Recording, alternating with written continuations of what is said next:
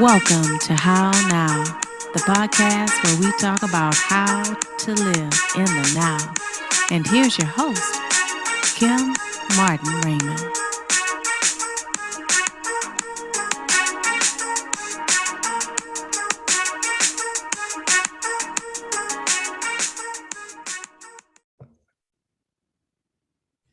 Good evening and welcome to another edition of the How Now podcast, where we talk about how to live in the now. I am your host, Kim Martin Raymond.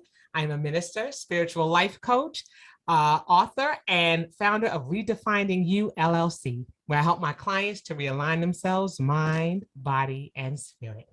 So we are back with another episode, and tonight we're going to be talking about emotional fortitude.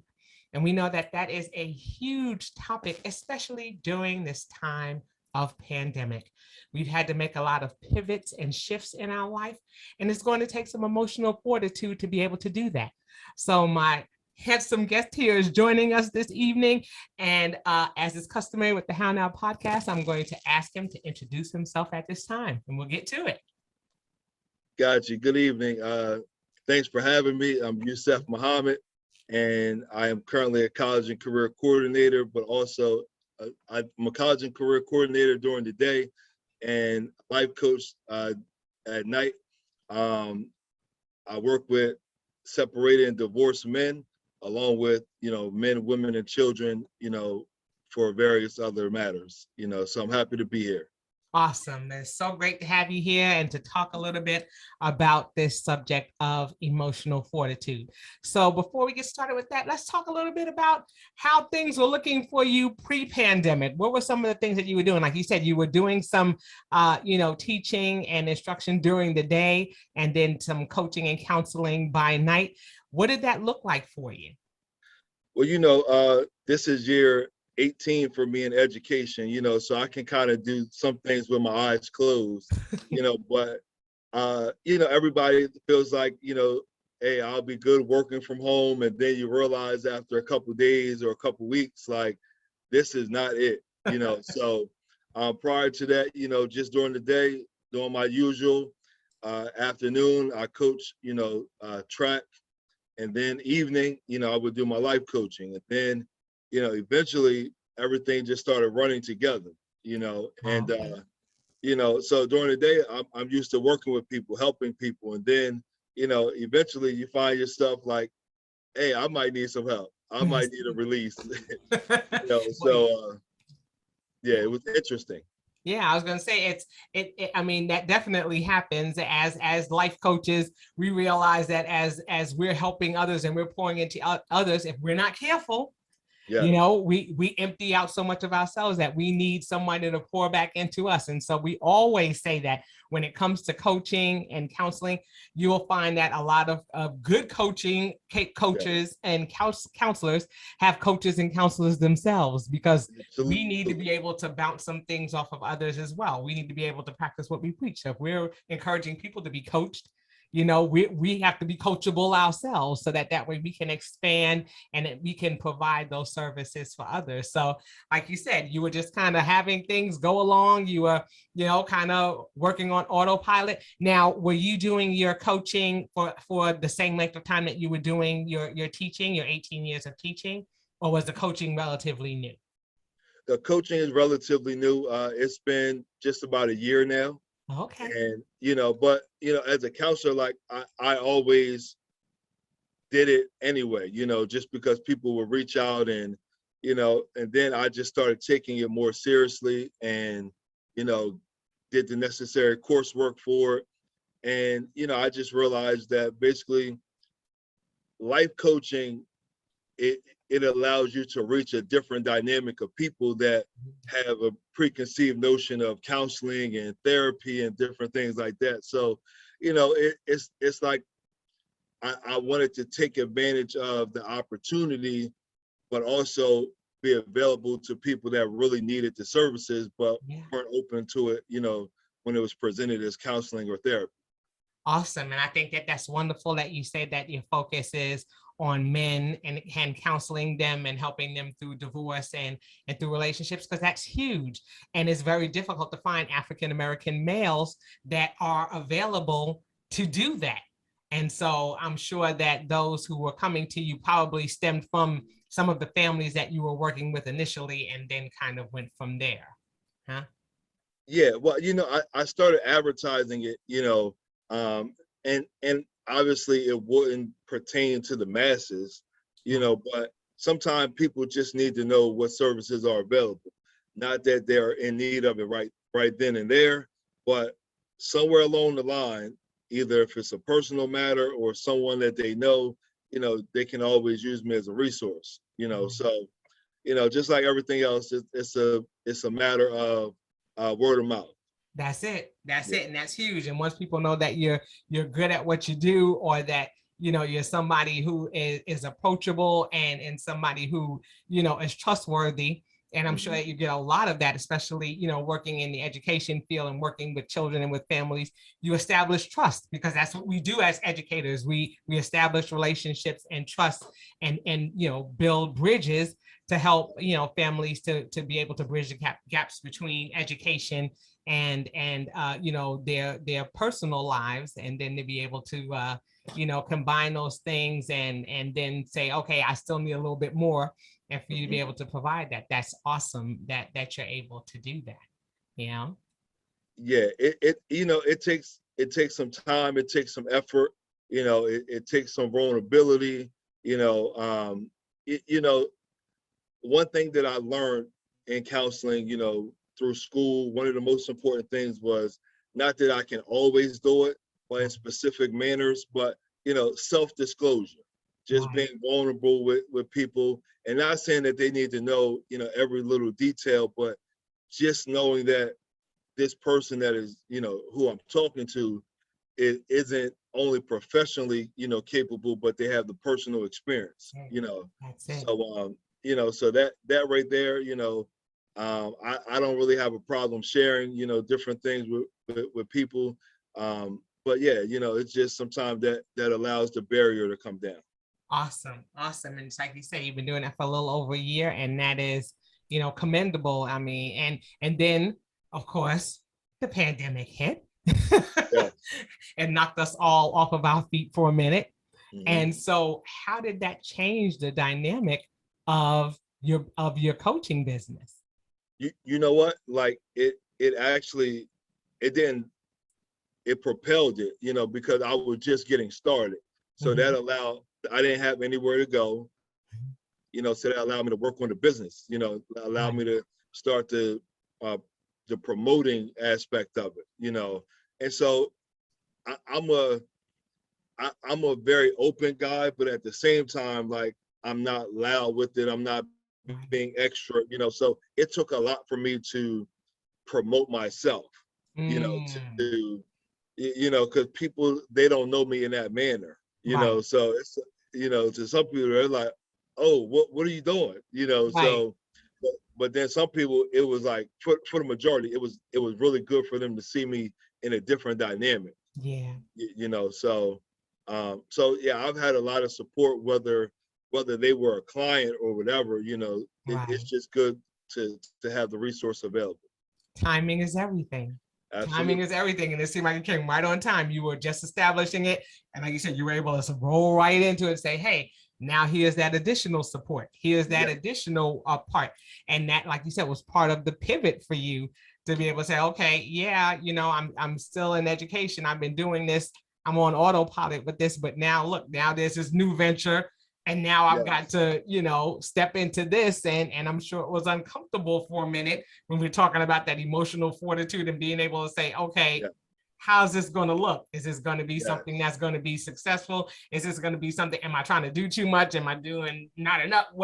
How does that look? So, how was that pivot for you? How was that change? You know what? It's to this day, it's still a challenge for me, like, you want to make sure if you're advertising, you want to have some quality pictures, you want to make sure that, your verbiage is on point. You don't try to do too much, and you don't want to have the bare minimum, so it's just, and then having to use social media and different things that come with that, it's like a roller coaster ride, Like you're like, oh, okay, this should grab people's attention, and then it's like, womp womp womp. Like you didn't really get what you thought, and then you put something basic out, and it's like, oh, I love this, and I'm just like, you can't be serious, Right, right. Okay. I think when I launched my podcast and everything, I didn't realize how old I was. Yeah, because I was like, this is a great idea. And then they're just like, that's like, you're like, really? I thought it was great. And then, like you said, you go with the most basic thing and they're just like, incredible. And you're just like, what? Really? Mm-hmm. Okay. Maybe I was making it harder than it was. But just like you said, I'm sure that, being in education for 18 years, and like you said, going on autopilot and knowing everything that you know, to step out of your comfort zone. I mean, and a lot of people have had to do that during this pandemic. They've had to stretch beyond what they typically do or what they typically know or how they do what they typically do. Yes. And now to have to turn around and do something different, you're kind of sitting there like, wait a minute, I wasn't ready for all of this. And it didn't matter that you weren't ready. You had to just be ready. You got to do it, ready or not. Yes. So tell me some things that were some challenges or some turning points for you as we talk about the topic of emotional fortitude. What were some things that were happening or that were going on? To tell you the truth, a whole lot was going on. I was finalizing a divorce. Not only was I going to work every day, I was finalizing the divorce, learned that I had prostate cancer, was reconsidering switching careers. I had a whole lot of different things that were going on, but the benefit of it all, it didn't allow me to focus specifically on one thing. Right. Like there was always something for me to do. There was always somewhere for me to be. There was always, me having to challenge myself to do the things that I tell everybody else to do. Right. So the challenge was, making sure that I was in a good place mentally, spiritually, emotionally, not on a roller coaster, because I wanted to make sure not only that I was good to myself, but also I was good to those that needed it, that needed me to be there for them, so I don't know what happened. It's still here. Okay, got you. It just disappeared on me. So it was a challenge for me to make sure outside of everyone else that, that I got up and I did the things that were beneficial to me. Right. Whether that was getting up early, meditating, whether that was eating the right thing, whether that was taking a 2-hour walk. I started walking during the pandemic based on where I lived at. It was literally nothing but housing developments for 3 miles, like on the left and to the right. And I learned the distance based on hearing someone that was walking, by me one day. Mm-hmm. So I said, oh, okay. So once I learned I was like, okay, I can do this in about an hour and a half. So right. I was walking 6 miles every day, like unless it was pouring down raining, because it was 3 miles one way, 3 miles back. So that allowed me to release a lot of stuff. That allowed me to think about stuff. Then by the time I got back, like I was good. I was ready for work and everything that came with the day. So and I'm a former athlete, but I'm not a walker. Gotcha. Gotcha. So the walking allowed me to have more time to think, strategize, to figure out what was working for me, what wasn't working for me. But I found out that once I was good emotionally, that I was good across the board. Yeah, and that's good, because I think just like you said, we have pivots that come up. A lot of us, were confined to our homes, and or like you said, we're able to go out and do that walking, which is definitely critical, because just like you said, you get so caught up in the busyness of doing everything. Like you said, you didn't have time to think about some of those things that were going on because you had other things to replace those thoughts because you were engaging, families engaged with them, doing everything. And so you were like, okay, then all of a sudden it was like, now I have to sit with myself. Yes. Now I've got all this time to think about things. And now all of a sudden, with that, I think a lot of us experienced a lot of anxiety. Absolutely. And I think that's a huge thing that people have had to deal with, or that I've seen my clients have to deal with in this whole aspect of the pandemic. Now all of a sudden I've got to sit with me. Now all of a sudden I've got to face some of these demons that I have, and I can't cover them up with, oh, I got to run and do this, and oh, I've got to do that, because now there's nowhere to run. Yes. Yes. But to yourself in the mirror and say, okay, now what? And so, Absolutely. anxiety, I'm sure, has been a huge part of a lot of people's struggle when we talk about that fortitude. Yes, that anxiety, people were having anxiety because you got to deal with not only yourself, but people, throughout the day that you normally don't see during the day. Right. Not only are you confined to your home, but you couldn't even, you had to worry about going to the store and hoping there was food, hoping that it was some gas, it was multiple things that just kept piling up that you never had to consider before. Right. So that in itself, so people that never struggle with anxiety or fear or depression, all of those things that were coming about, like now it was being, it was fresh. Right. You for a couple weeks or a few days, you're like, okay, this will go away, and then you found yourself like, oh, we've been in this for months already, and I've never dealt with this before. I'm not even really sure how to deal with it. Right. Talking to my girlfriend or my best friend, my guy, or whatever the case. Right. That was no longer working for some people. Right. Because now, like, it was a real, let's go with self-diagnosis. Like this is a reality. And so and like it says, one of the best things and the worst things that you have to do in life is come to grips with yourself. Yeah. And so it's a great fear, just like you said. You got to face the reality. Yeah. So you said, that whole aspect of having to face those fears and to see those demons. Did you see a lot of that in your clients? Did you see a shift in some of the things that they were talking about prior to the pandemic, and then seeing some of that change, or seeing some of those fears or things manifest in your clients after the pandemic started? It wasn't really a big factor.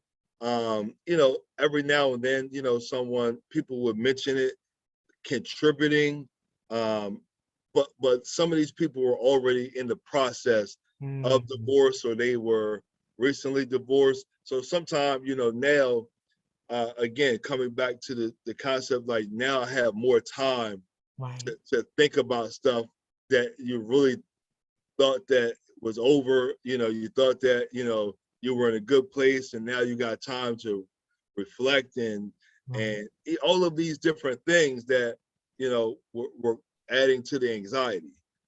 But overall, there wasn't really a shift in far as the clients, because they were focused on just regrouping and rebuilding. So for some people, it was very beneficial for them, because, like, it gave them a chance to rebuild in a good way, to reflect in a good way, to realize how far they've come, and then with a couple, with others, they were still in the thick of it, and the shutdown and all the things that came with that, it added pressure, it added the anxiety, and everybody at some point deals with some type of anxiety, but it's never on that type of level where you feel like it's uncontrollable.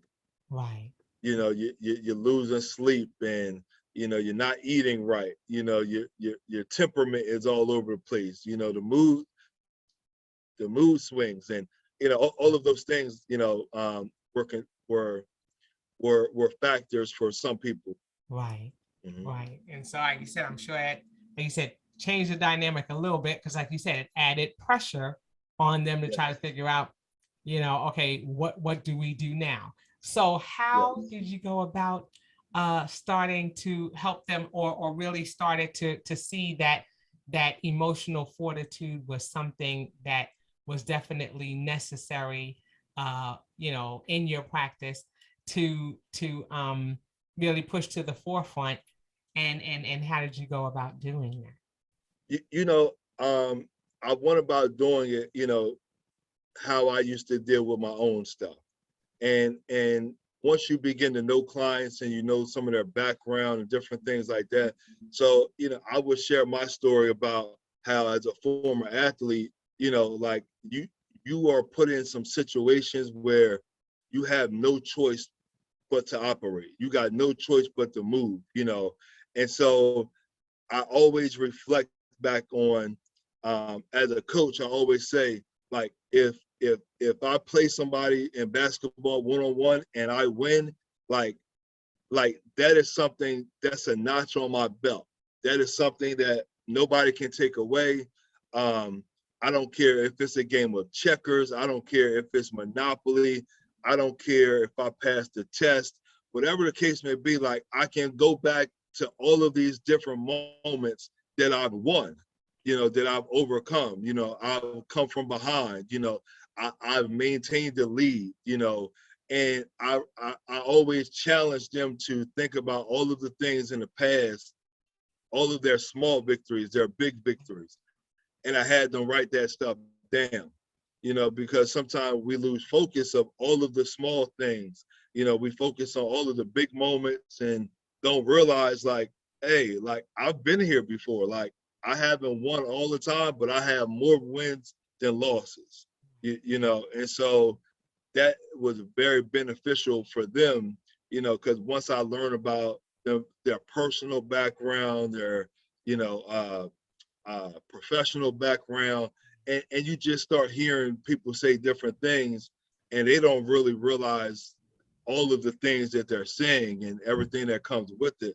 So, in writing notes down and different things like that, I was able to run some of these things back to them. And, it allowed them to remember, like, okay, I have done this, I have done that. And it allows them to feel like, okay, I can do this again. It might be a challenge, but at the same time, like, I haven't necessarily faced this situation, but I've been in situations before where it looked real dim. It didn't look really good for me. I had the anxiety. I wasn't eating. I was down on myself, but I'm here now. Like, I made it. I recovered. And so that comes back to the name of my coaching is You Can Recover. You know, and that's what it comes down to. You have to know that at some point in time, it may not be overnight, it may not be tomorrow, it may not even be in the next year, but at some point you will fully recover. Yeah.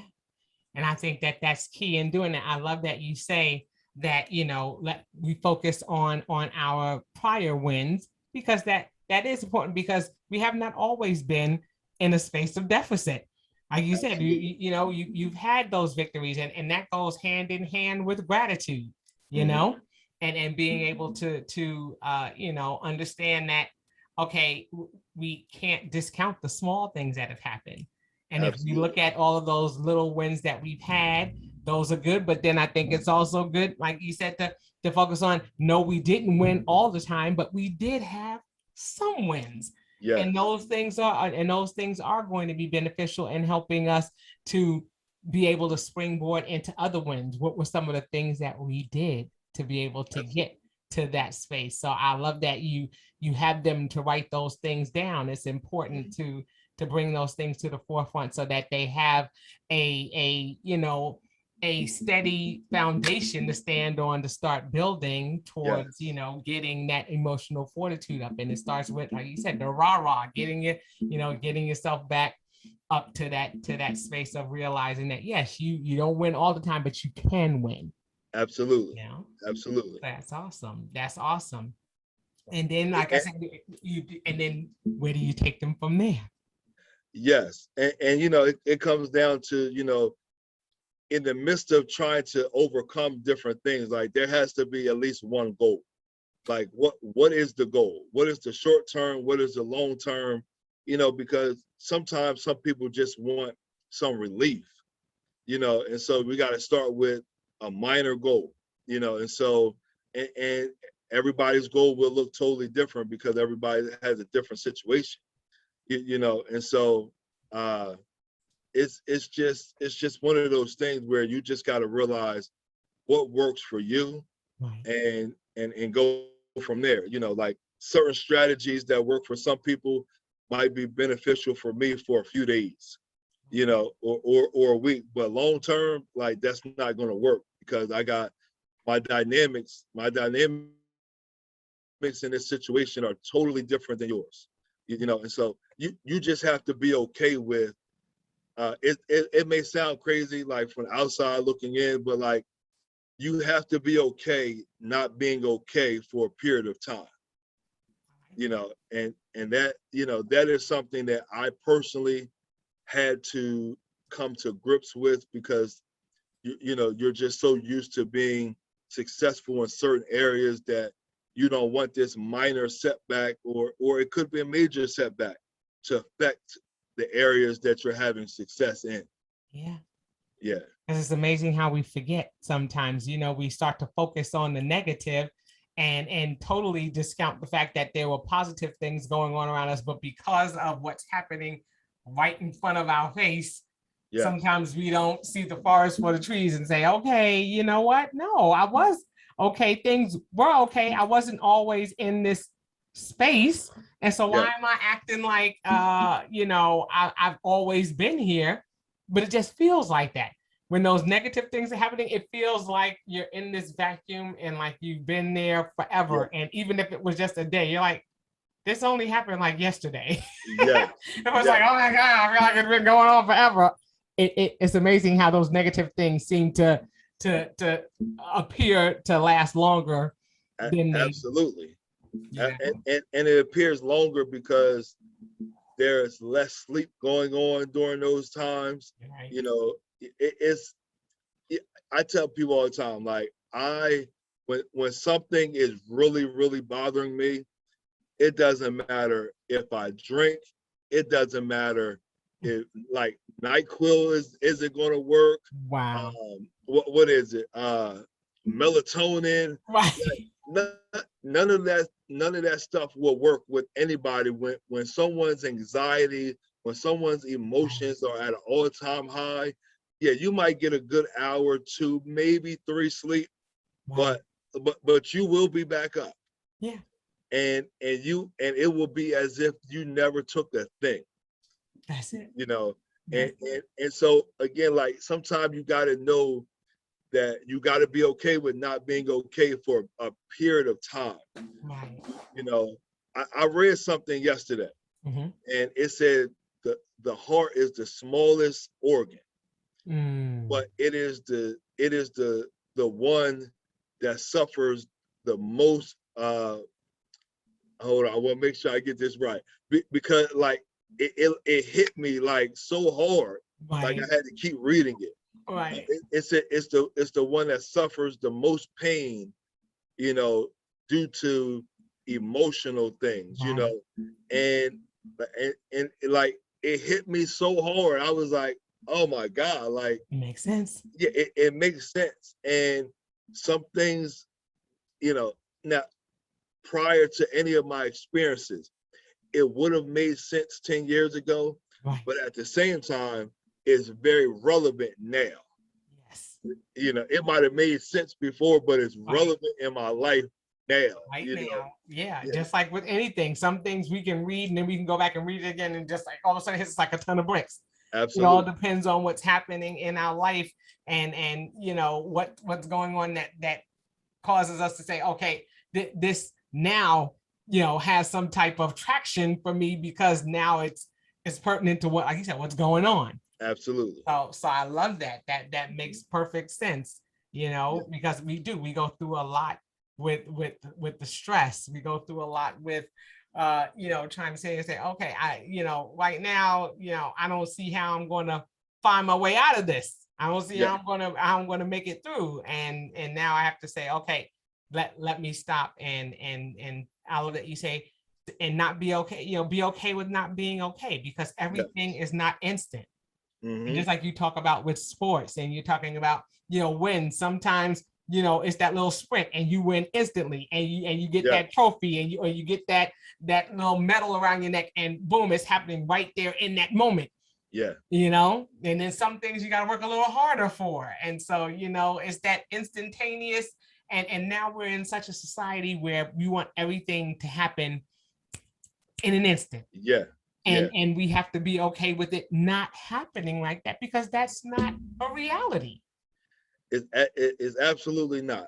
One of the things that I've been telling myself along with other people is that sometimes you got to train not only your emotions, but you got to train your heart. Like, I had to get back to, meditation. I had to get back to reading.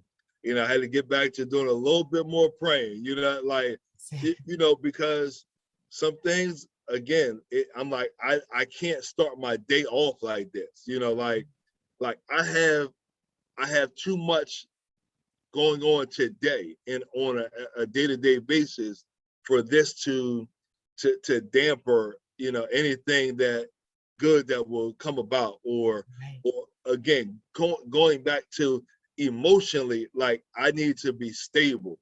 I can't be all over the place. Like I gotta have some emotional fortitude to be able to withstand this day, to be able to withstand anything that comes about today. like like I may not like it, it may hurt, it may feel a little bit heavy, but I will not be broken by whatever happens today. Yeah. Now if I don't stick with the reading, if I don't stick with the praying, if I don't stick with keeping a support system around me and being honest with myself about where this situation is really at or where it's going, then hey, it's gonna be a long couple of days, couple of weeks, couple months. Excuse me. Uh-huh. Yeah, so you gotta have that emotional fortitude to say, I simply cannot go out like this. Right. I love that you said that. And what I'm hearing in there is, like you said, that transparency, being honest with yourself. And I think that's huge, because sometimes we're not, we can't, just say, oh yeah, everything is okay, when it's not. We have to be able to say that, yes, this is a challenge for me. Yes, this is something that I'm struggling with. And I mean, I'm sure that you tell your clients it's commendable that they've come, because they realize and recognize that there's something that they need assistance with. This is something that they're not able to do by themselves. But I love that you said that, the transparency and that honesty, and being able to say, okay, I need the help. I know that this is something that I'm struggling with. I love that you talk about consistency. You were talking about every day doing doing your prayers, or doing your meditation, or doing your readings, and being consistent. That's going to be a huge part of that emotional fortitude, because if you're not doing those things, then like you said, you're all over the place. You've got to have Absolutely. that consistency, because that's going to help you build that solid foundation to get back where you need to get. And then also you mentioned that support system, and I know that's huge too. And just like you were talking about with the families, those who are separating and divorcing, who do they have that's in their corner to help them as they sever this one relationship and build a new one? Absolutely. Yeah. Absolutely. This support system is critical. Whether it's one person or you have a team available, fortunately, like I have a lot of people that I consider my support system. And some of these people aren't people who I talk to on a day-to-day basis because we're all grown and we got busy lives. Right. But I can always pick up that phone. You know, I can send that text. And, you know, if I needed 10 people on a little powwow tonight, those, like, I can have 10 people with no problem.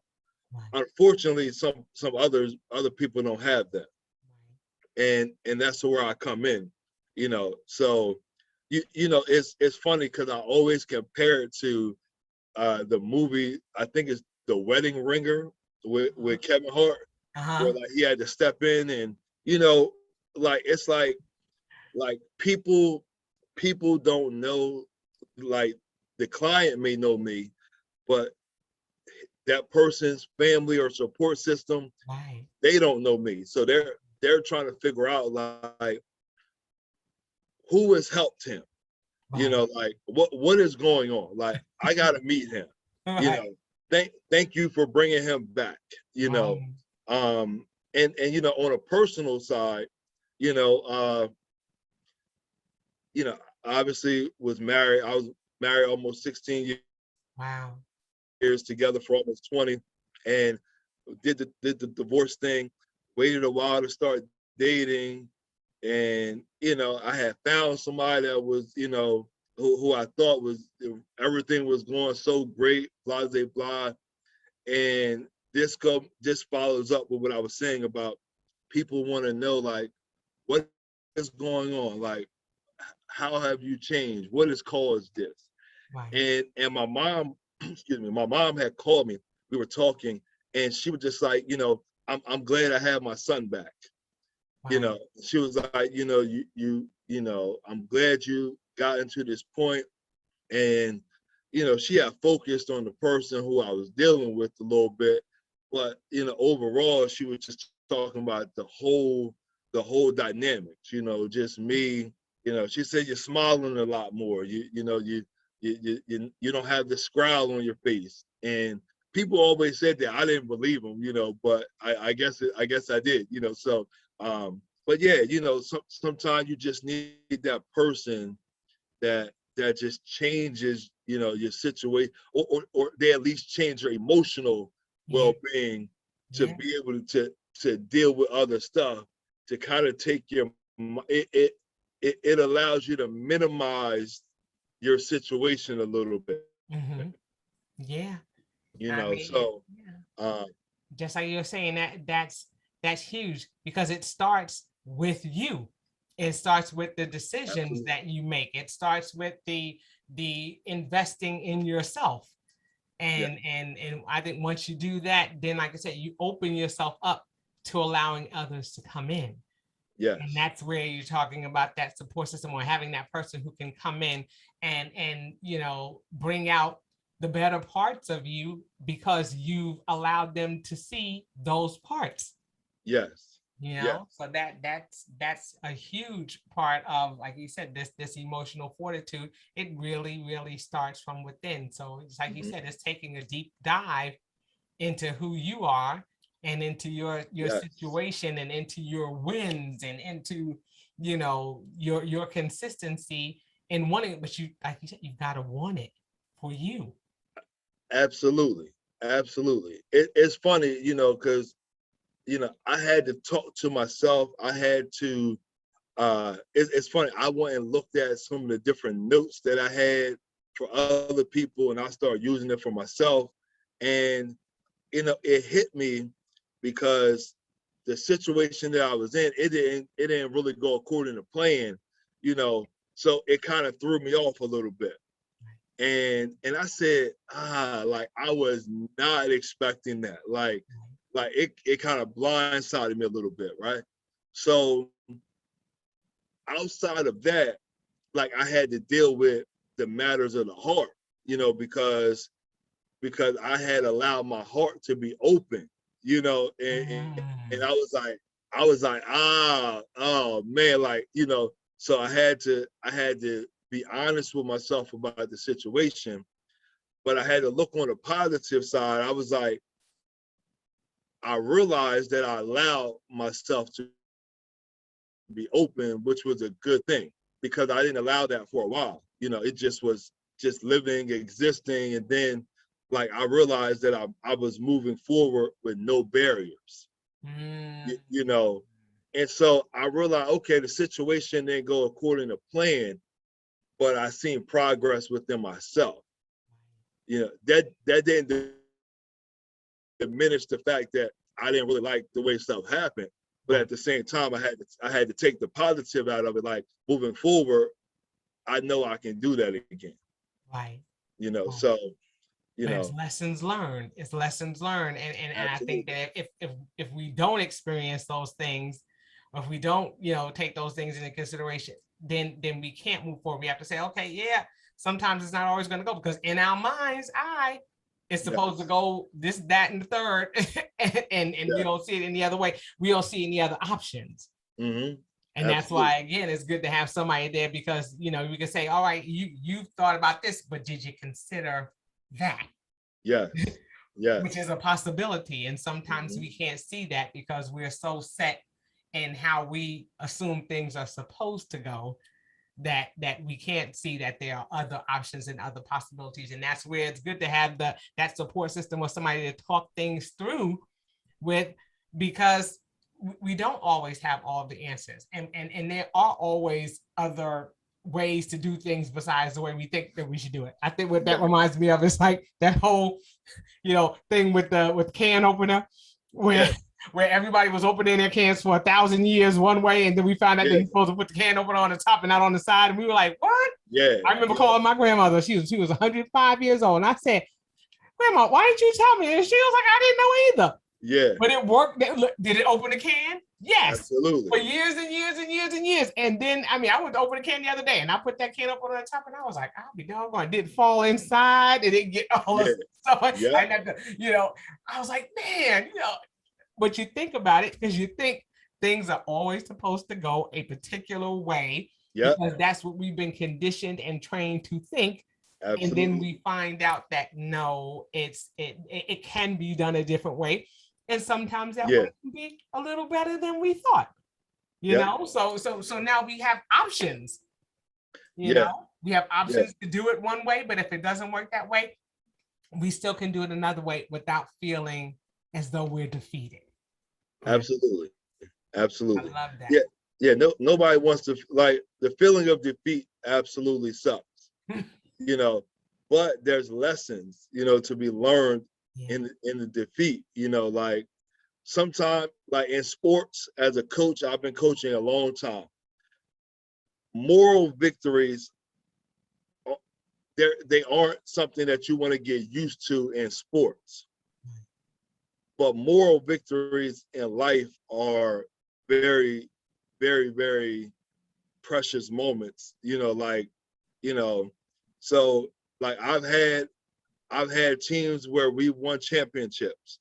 I've had teams where I didn't win a game all year, and they both took emotional fortitude, like both of them, because of the high and the expectation of having to win. Like winning isn't easy, like in anything, so, and then to be in a position to emotionally have to deal with losing every game. Like how do I keep showing up to these practices and these games knowing that we're about to lose by 30, 40, 50? And like I realized that the way I handled it rubbed off on the team.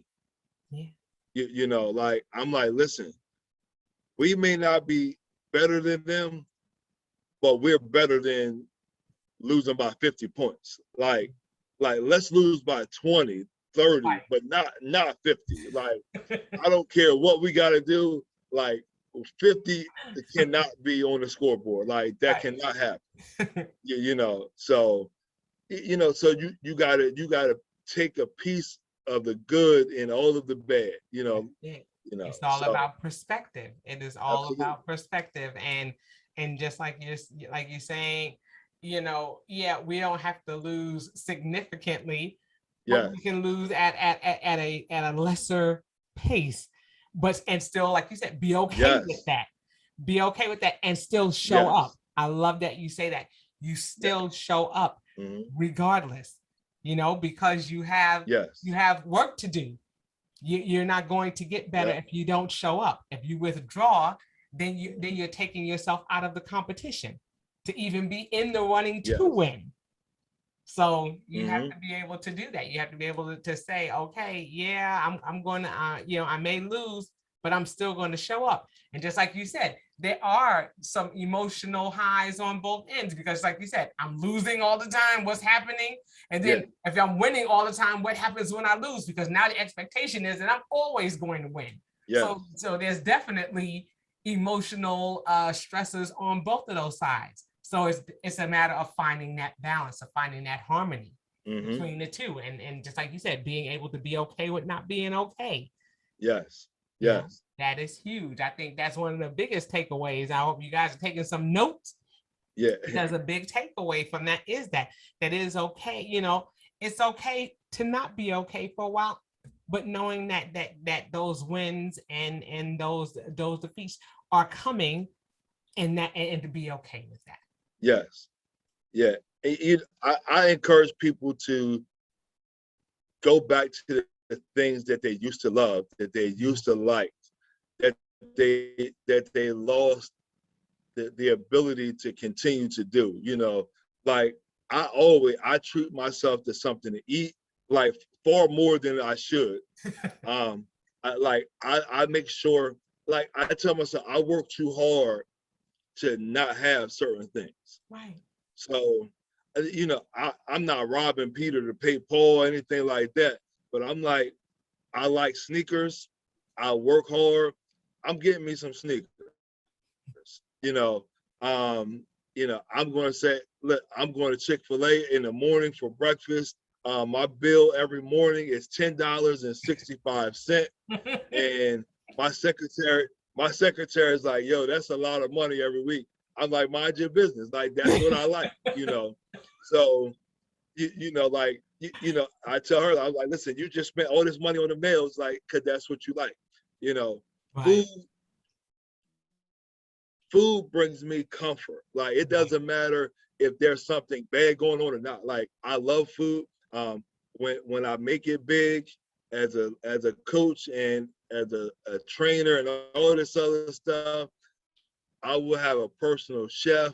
Like, I'm having all that. Like, because that's what works for me. Right. I love playing basketball. I don't get a chance to work out and play basketball, very much anymore. But when I do, even though I am 42 now, like when I'm in that gym, I'm in high school and college again. There you go. That's in high school, growing up, basketball, that was my safe place. Yeah. Like, no problem existed, on game days, on practice. So at least 2 hours, 3 hours out of that day, I forgot about everything. And so I mentally, when I get a chance to do those things, in my mind, for this amount of time, I'm not worried about anything else other than this bringing me peace and joy. I love that. I love that. And that's what we need to do. And that's all a part of the whole self-care. We have to be able to do that. We have to be able to pour back into ourselves. And sometimes it is a matter of going back and doing something that we love, or being reminded of something that put us in that safe space, or put us in that space of peace. And even if it's just to mentally take ourselves there, it's necessary to do that. So that is a huge piece of advice as well. Just making sure that we're taking time to go back to those safe spaces, go back to those times, so that way we can reflect on what brought us joy, what brought us, positive experiences in our lives. So Absolutely. Awesome. That is awesome. Mm-hmm. So like I said, we covered quite a bit here, talking about transparency and consistency and having a good support system, and knowing that we can recover and that it's okay not to be okay for a period of time. And also you talked about moral victories and how important those are, and having minor goals, those things are important. It's important for us to be able to have a destination and not be all over the place. Yes. We have to be able to set boundaries and parameters for ourselves so that way we have a space to operate in, and that space should be a safe space. So absolutely, lots of good information there. Yeah. Okay, now before we close things out, do you have any other things that you want our listeners to know about emotional fortitude that they can carry with them? Just a little nugget or two. Oh man, it's so much that can be said. You need to be honest with yourself about where you are currently, like not where you want to be, but where you are currently, because that's going to determine how much fortitude you're going to need. Right. Like is this a matter of, is this a physical situation? Is this an emotional situation? Is it a mental situation? Or is it all of the above? Because some things are going to take a lot longer. I'll say this. The Bible talks about some things come only through fasting and praying. That's right. Which means that, like, if you don't do one or the other, or you don't do both, like, you're not going to get the results that you're really looking for. Right. And so regardless of what your spiritual belief is, or lack thereof, like, it says that it's some things that only come by doing this and that, like not one or the other, but this and that, so let's just make this and that consistency and being open to moving forward. Consistency, or being open to moving forward with consistency. There you go. Yes, on a day in and day out basis. There you go. There you go. I love that. Okay. Now, one other question I have for you, and for our listeners, I always ask my guests at the end of each show, what are some things that they are doing to navigate in this space? What are some things that you're doing to live in this now, just to help them, with some ideas about some things that they can do, personally, while we're still in the throes of this pandemic? You know what? Me personally, this is like very recent. I'm talking about in the last 2 weeks. Like, I'm enjoying more sleep. Like, some people feel like they're missing things, and guess what? I used to be one of them.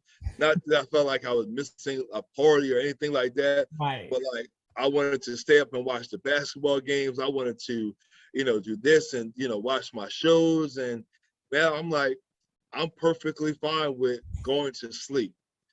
Now, like, I've gotten so used to my schedule. Like, I can do things with limited sleep. I would stay up until 12, 1 o'clock, pop up at 5 o'clock. And then by Wednesday night, Thursday, I am like, feel like a tranquilizer hit me. Right. But, like, take on something that is beneficial to you. Sleep has been beneficial to me. Now my body is still adjusting to it because I'm not used to getting sleep. Like, I don't know the last time I've had, probably in over 20 years. Like, I've never slept more than six hours straight. Right. Like, my sleep has always been broken. So if I get 4 or 5 hours of straight sleep, like, I don't know how to act. I'm a totally different person. So navigating and finding something that works for you for the now. Like, it doesn't have to be long term, but sleep. You see all these memes about people saying, "Oh, I'm just going to drink my water and mind my business." If that works for you, like, let it work. Because I've been trying to drink more water myself, just because I drink a whole bunch of everything else. So, I'm trying. I'm trying my best. I got to about a gallon a day, and but my body is like, what? Okay. Yeah. Because 52-year-old Kim says, yeah, you think you could drink that much water, you better be near a bathroom. Absolutely. Absolutely. Yeah. Yeah. But I love that. I love that you say that. Find something that works for you right now. And that's important. It's important. Like you said, sleep is important. It is such a vital part of our lives. And when we stress and we don't get that quality sleep, like you said, we're dragging all day. But when we do get that sleep, we're so much nicer. Yes. We're so much happier. Our body is thanking us. Our body is, I'm telling you, I mean, it's a hell of a machine. And it does, I mean, you know, you were talking about the heart and everything else. I mean, it's a lot. It's a lot that we put on our body, and that rest is important. So I'm glad that you mentioned that, because, you know, people have talked about meditation and other things that they're doing while they're waking. Sometimes just going to bed. Yes. Fluffing that pillow and going to sleep and getting sleep does wonders. So I'm glad that you shared that. Yeah. I'm glad you shared that. Now, also tell people how they can get in contact with you if they just want to know a little bit more about your coaching and the things that you're doing outside of your education responsibilities. How is a way that they can get in contact with you? Well, my personal IG page is coach.ibn, spell IBN. Again, that's on Instagram, coach.ibn, IBN. And my personal coaching page is on IG. It's called U_Ken_recover. Recover has 2 E's instead of the normal 1. Okay. You know, so again, you can U_Ken_recover with 2 E's. Okay, so the IG is coach.IB as in boy N. Yes. Yes, and then is www.IGYOUU_can_recover with 2 E's. So on IG, which is Instagram. So on Instagram, my username is U_Ken_recover with 2 E's, REECOBER. Okay. Oh, so it's REE. The 2 E's are in the beginning. Okay. Yes. Okay. Make sure you guys write that down. I had it at the end. I would have been wrong. So on Instagram it's U_Can_recover with REECOVER. Yes, ma'am. All right, we got you covered. Thank you so much, Yusef, for being on the show this evening and for talking about emotional fortitude and for sharing so many wonderful nuggets. And people will be able to get in contact with you in the description for the show when it airs. So make sure that you all look out for that. Make sure that you like, subscribe, and share to our YouTube channel, which is How Now podcast. Make sure you check it out. And that will do it for this edition of the How Now podcast, where we talk about how to live in the now. Again, thank you so much, Yusef, and we wish you the best in all that you do. And we thank you again for being on the show. Thank you. I appreciate it. Thanks for having me. No worries. Okay. And until we see you the next time, I say peace.